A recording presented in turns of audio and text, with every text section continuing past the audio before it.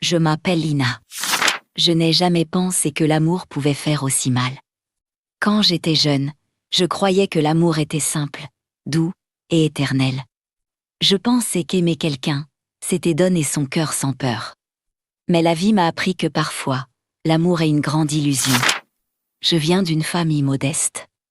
Nous n'étions pas pauvres, mais nous n'avions pas beaucoup d'argent. Mon père travaillait beaucoup, ma mère aussi. J'ai appris très tôt à être patiente, gentille et reconnaissante. Un jour, j'ai rencontré Adam. C'était à l'université. Il était beau, élégant, et toujours souriant. Il parlait bien, il faisait rire tout le monde. Quand il me regardait, je me sentais spéciale. J'avais l'impression d'exister vraiment pour la première fois. Il m'a dit: Zilaina, tu es différente. Tu es simple, naturelle. Je t'aime. Et moi, naïve, je l'ai cru. Nous avons commencé une relation. Au début, tout était parfait. Il m'envoyait des messages chaque matin. Il me disait: bonjour mon amour, j'espère que tu vas bien. Chaque mot me faisait battre le cœur. Je donnais tout pour lui. Mon temps, mon énergie, mes rêves. Je l'écoutais quand il était triste. Je le soutenais quand il avait des problèmes. Je croyais en lui plus qu'en moi. Mais petit à petit, les choses ont changé. Il répondait moins. Il annulait des rendez-vous. Il disait toujours: je suis occupé. Je sentais quelque chose de bizarre, mais je refusais d'y croire. Je me disais: non, il m'aime. C'est juste une période difficile. Un jour, j'ai découvert qu'il parlait avec une autre fille. Une fille riche. Très riche. Elle avait une grande voiture, des vêtements chers, une belle maison. Moi, je n'avais que mon cœur. Quand je l'ai confronté, il a souri froidement et il a dit: Zilaina, tu exagères.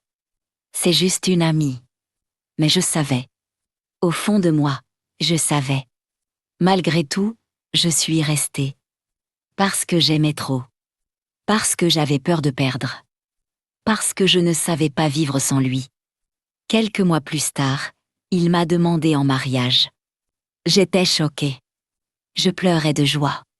Je pensais, finalement, il m'a choisi. L'amour gagne toujours. Je rêvais de ma robe. Je rêvais de notre maison. Je rêvais d'une vie simple mais heureuse. Le jour du mariage est arrivé. J'étais prête. Ma famille était là. Mes amis souriaient. Mon cœur battait fort. Mais Adam n'est jamais venu. Son téléphone était éteint. Personne ne répondait. Les heures passaient. Et moi, je restais là, en robe blanche, devant tout le monde, humiliée, détruite. Ce jour-là, je suis morte à l'intérieur. Je suis restée debout pendant longtemps, sans comprendre ce qui se passait vraiment. Comme si mon esprit refusait d'accepter la réalité. Comme si mon cœur criait mais que personne ne l'entendait, et autour de moi. Les gens me regardaient avec pitié, avec gêne. Avec des yeux pleins de questions que je ne pouvais pas supporter. Je sentais mes jambes trembler doucement. Mon souffle devenir lourd. Et mes mains froides malgré la chaleur de la salle. Parce qu'à l'intérieur de moi, tout était devenu vide, silencieux, sombre. Comme si quelqu'un avait éteint la lumière de ma vie sans me prévenir. Ma mère est venue vers moi lentement. Elle a pris ma main, elle a essayé de sourire. Mais je voyais bien qu'elle souffrait plus que moi. Parce qu'une mère ressent toujours la douleur de sa fille, plus profondément. Même quand elle fait semblant d'être forte. Je voulais pleurer, crier, tomber par terre. Mais aucun son ne sortait de ma bouche. Car j'étais comme paralysée. Prisonnière de mes pensées. Prisonnière de mes souvenirs avec lui. Prisonnière de toutes les promesses qu'il m'avait faites avec des mots doux et des regards faux. Je me répétais sans cesse dans ma tête. Pourquoi moi? Qu'est-ce que j'ai fait pour mériter ça? Est-ce que je n'étais pas assez belle? Pas assez riche? Pas assez importante pour être aimée? Chaque question était comme un couteau dans mon cœur. Et chaque réponse était encore plus douloureuse que la précédente. Le soir, quand tout le monde est parti. Quand la salle est devenue vide. Quand la musique s'est arrêtée et que les lumières se sont éteintes. Je suis rentrée chez moi avec ma robe blanche. Une robe qui ne représentait plus l'amour. Mais la honte, la trahison et la fin de mes illusions. Dans ma chambre, je me suis regardée dans le miroir pendant longtemps. Et je ne reconnaissais plus la fille que je voyais. Parce que ses yeux étaient pleins de tristesse. Son sourire avait disparu. Et son visage semblait plus vieux, fatigué. Comme si elle avait vécu sans vie en une seule journée. Je me suis assise sur mon lit sans me déshabiller. J'ai gardé cette robe comme si elle faisait partie de ma peau.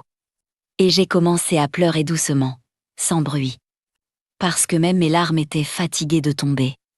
Les jours suivants, je ne sortais presque plus. Je mangeais peu, je dormais mal. Et chaque matin, je me réveillais avec la même douleur dans la poitrine. La même sensation de vide, la même question sans réponse.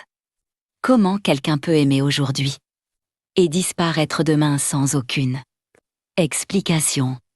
Je passais des heures à regarder mon téléphone, espérant un message, une excuse, une vérité. N'importe quoi, même un mensonge. Juste pour ne pas rester dans ce silence cruel, qui me détruisait lentement de l'intérieur. Mais il n'y avait rien. Seulement moi, ma solitude et mes souvenirs. Et dans ce silence, j'ai commencé à comprendre une chose terrible. L'amour que je lui donnais, il ne l'a jamais mérité. Dans ce silence lourd qui remplissait mes journées, j'ai commencé à sentir quelque chose de nouveau naître lentement en moi. Ce n'était pas encore de la force. Ce n'était pas encore de l'espoir. Mais c'était une petite voix intérieure qui me disait doucement que je ne pouvais pas rester toute ma vie prisonnière d'un homme qui m'avait abandonnée sans respect. Je passais beaucoup de temps seule, à marcher dans la rue sans destination, à regarder les gens autour de moi. Les couples heureux, les familles souriantes, les femmes élégantes et confiantes. Et je me demandais comment certaines personnes arrivaient à continuer à vivre normalement alors que moi, j'avais l'impression que mon monde s'était complètement arrêté. Un matin, en me regardant dans le miroir, j'ai vu mes yeux gonflés, mes cheveux mal coiffés, mon visage sans lumière. Et pour la première fois depuis longtemps, je n'ai pas pleuré, je n'ai pas crié. Je me suis juste dit avec une voix calme et fatiguée. Lina, tu ne peux pas mourir à cause de quelqu'un qui n'a même pas eu le courage de te dire au revoir. Ces mots ont résonné longtemps dans ma tête, comme une vérité que je refusais d'accepter depuis des mois. Et à ce moment précis, j'ai senti une petite colère naître en moi. Pas une colère violente, mais une colère silencieuse. Une colère qui voulait me protéger. Une colère qui voulait me rappeler que j'avais encore de la valeur. J'ai commencé par des choses simples. Très petites, presque invisibles. Mais importantes pour moi. Comme me lever plus tôt le matin, ouvrir les fenêtres. Laisser entrer la lumière du soleil, prendre une douche chaude. M'habiller correctement même si je ne sortais pas. Et essayer de manger un peu mieux. Non pas pour plaire aux autres, mais pour ne plus me faire du mal à moi-même. Chaque geste était difficile. Chaque effort me semblait lourd. Parce que mon cœur était encore fatigué, mais je sentais que, lentement, très lentement, quelque chose se réparait à l'intérieur de moi. Comme une blessure qui ne saigne plus, mais qui fait encore mal quand on la touche. Je me suis aussi remise à lire, à écrire, à écouter de la musique douce le soir. Et parfois, je parlais toute seule. Comme si j'étais ma propre amie. Comme si j'avais enfin compris que la seule personne qui devait rester avec moi toute ma vie, c'était moi. Un jour, j'ai trouvé un vieux cahier où j'écrivais mes rêves quand j'étais plus jeune.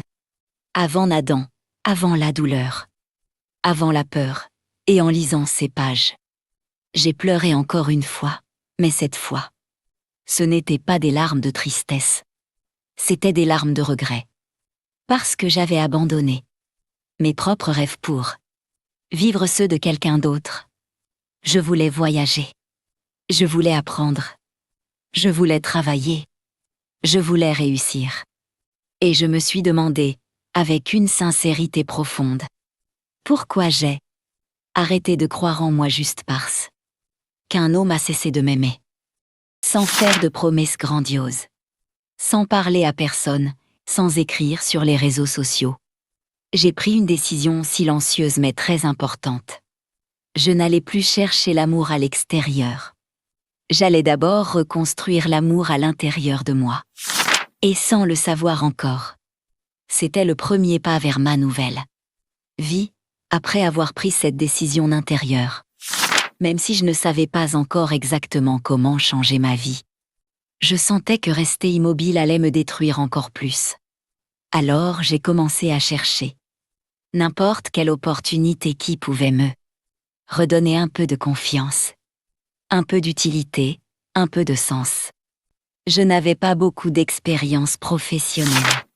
Je n'avais pas de relations importantes. Et je n'avais pas d'argent pour investir.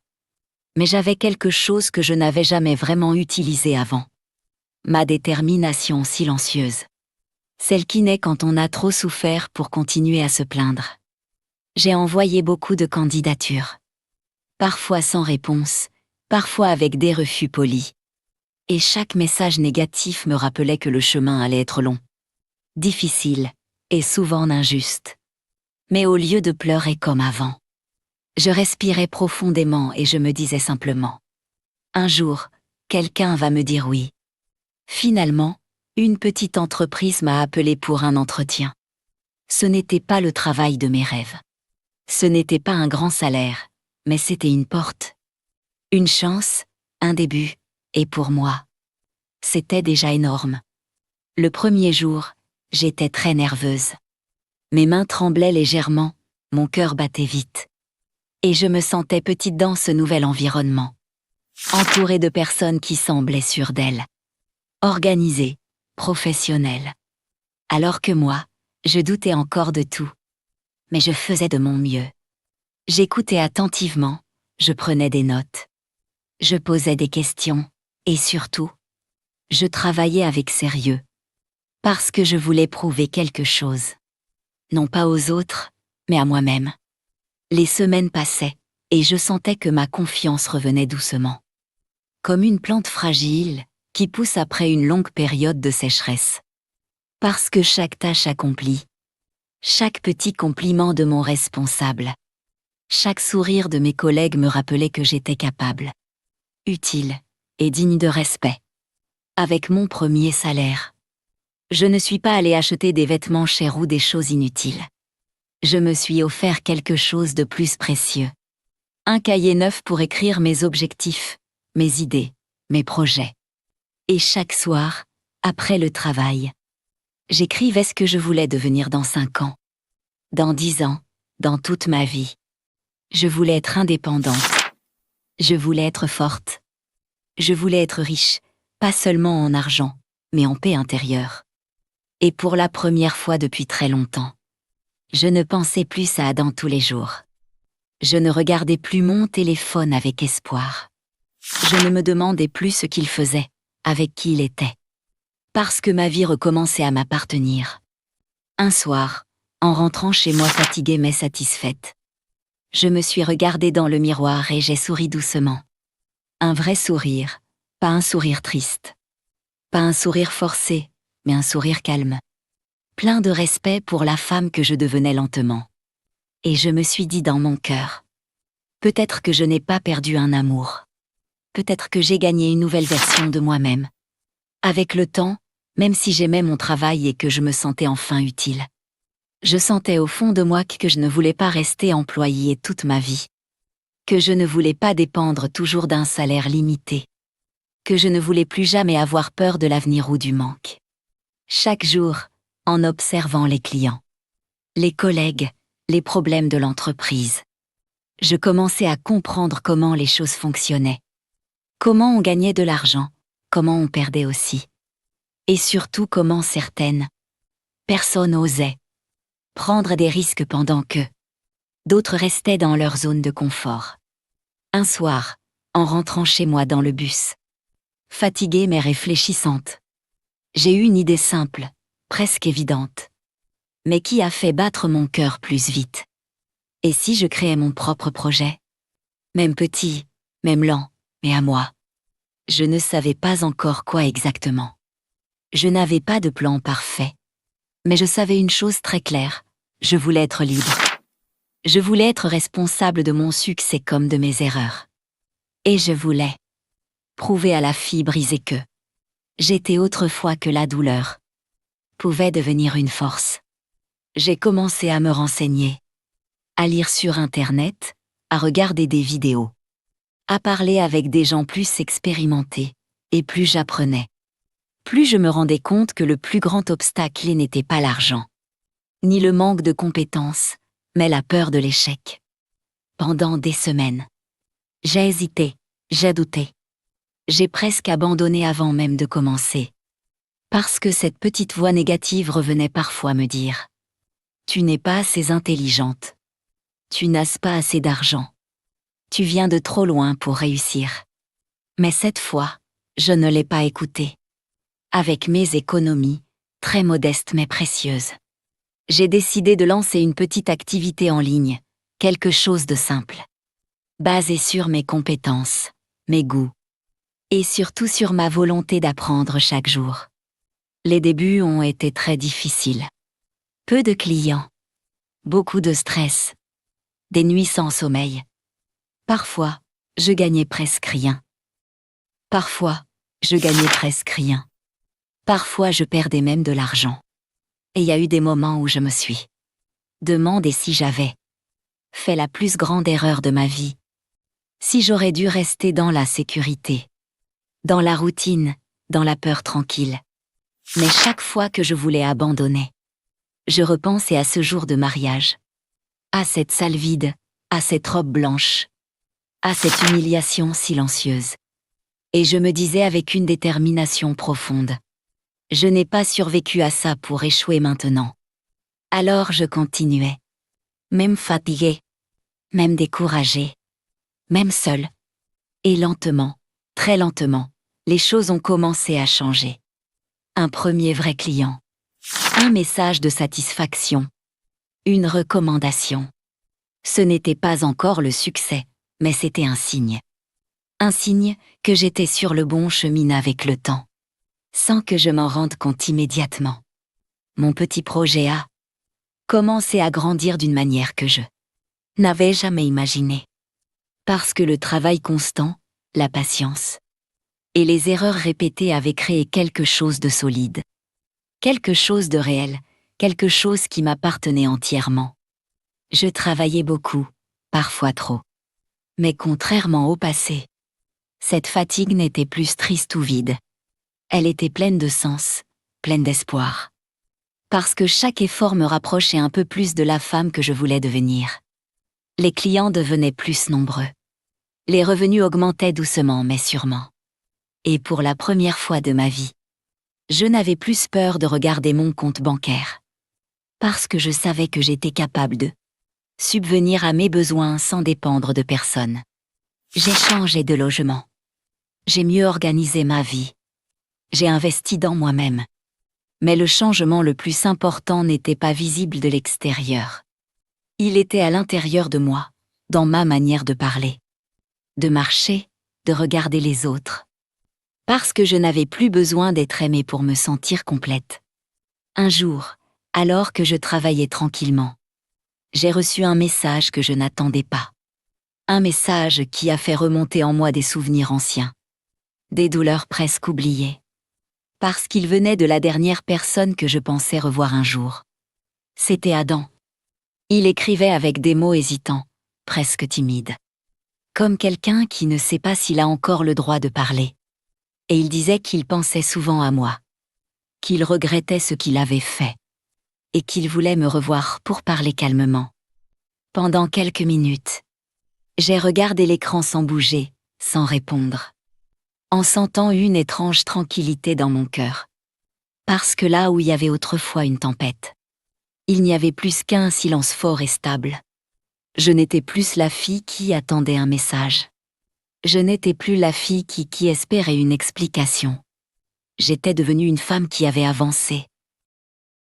J'ai accepté de le voir, non pas par amour, non pas par nostalgie, mais par curiosité, par fermeture d'un chapitre, par respect pour la personne que j'avais été.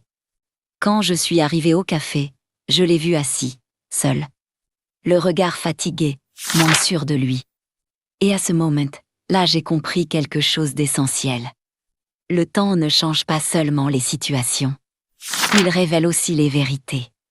Il m'a regardé longtemps, comme s'il essayait de reconnaître la femme que j'étais devenue. Et il a dit avec une voix basse: Lina, tu as beaucoup changé. Et j'ai répondu calmement, avec un léger sourire. Oui, parce que la vie m'a obligée à grandir. Il a parlé de ses erreurs, de ses regrets, de son mariage raté, de ses choix basés sur l'argent et non sur le cœur, et pendant qu'il parlait, je ne ressentais ni colère, ni haine, ni amour. Seulement une profonde paix intérieure. Quand il m'a dit qu'il voulait recommencer, qu'il se rendait compte maintenant de ma valeur, j'ai respiré profondément et j'ai répondu doucement. Sans méchanceté, sans vengeance. Tu es arrivé trop tard. La femme que tu cherches n'existe plus. Je me suis levée, je l'ai saluée avec respect. Et je suis partie sans me retourner. Parce que certaines victoires ne font pas de bruit. Elles changent toute une vie. Ce jour-là, j'ai compris que j'étais vraiment libre, après cette rencontre. Je suis rentrée chez moi avec un sentiment étrange mais magnifique. Un sentiment de légèreté profonde. Comme si j'avais enfin déposé un poids invisible, que je portais depuis des années sans m'en rendre compte, parce que parfois, la vraie liberté ne vient pas quand on obtient ce qu'on veut, mais quand on en a plus besoin. Ma vie continuait à avancer. Mon projet devenait de plus en plus grand, mes revenus augmentaient. Mes objectifs se réalisaient un par un. Et sans chercher la richesse pour impressionner qui que ce soit. Je me suis retrouvée entourée d'une stabilité financière que je n'avais jamais connue auparavant. Je pouvais aider mes parents. Je pouvais voyager. Je pouvais choisir. Mais surtout, je pouvais me regarder dans le miroir chaque matin et me dire avec sincérité: tu as survécu. Tu as appris. Tu es devenue forte. Je ne cherchais plus l'amour pour combler un vide. Je ne cherchais plus quelqu'un pour me sauver. Parce que j'avais compris que la seule personne capable de me reconstruire, c'était moi. Un jour, assise seule dans mon bureau lumineux, entourée de mes projets, de mes idées, de mes rêves devenus réalité, j'ai repensé à la fille que j'étais autrefois. Celle qui attendait en robe blanche, le cœur brisé devant une salle vide. Et j'ai souri avec tendresse, pas avec tristesse, et avec respect pour tout ce qu'elle avait enduré. Si je pouvais lui parler aujourd'hui, je lui dirais doucement: ce que tu vis maintenant n'est pas la fin, c'est le début. La douleur va te transformer, pas te détruire. L'abandon va t'apprendre à te choisir. Et les larmes que tu verses aujourd'hui y arroseront les fleurs de ta réussite demain. Parce que oui, j'étais devenue riche. Pas seulement en argent, mais en confiance, en paix, en amour pour moi-même. Et si quelqu'un me demande maintenant ce qu'est le vrai succès, je réponds sans hésiter: ce n'est pas d'être aimé par quelqu'un qui t'abandonne. C'est de t'aimer assez pour ne plus jamais accepter d'être abandonné. Si cette histoire t'a touché le cœur, si tu t'es reconnu dans ma douleur, dans mes doutes, dans mes rêves, alors n'oublie jamais que ta vie peut aussi changer. Même après la plus grande trahison. Abonne-toi à la chaîne, active la cloche et continue ce voyage avec moi. Parce que chaque chute peut devenir un envol, si cette histoire t'a touché. Si tu as ressenti mes émotions, mes douleurs et mon espoir, alors n'oublie pas que ton soutien est très important pour moi. Abonne-toi à la chaîne, active la cloche pour ne rater aucune nouvelle histoire. Et partage cette vidéo avec quelqu'un qui a besoin d'un peu de motivation et de lumière dans sa vie.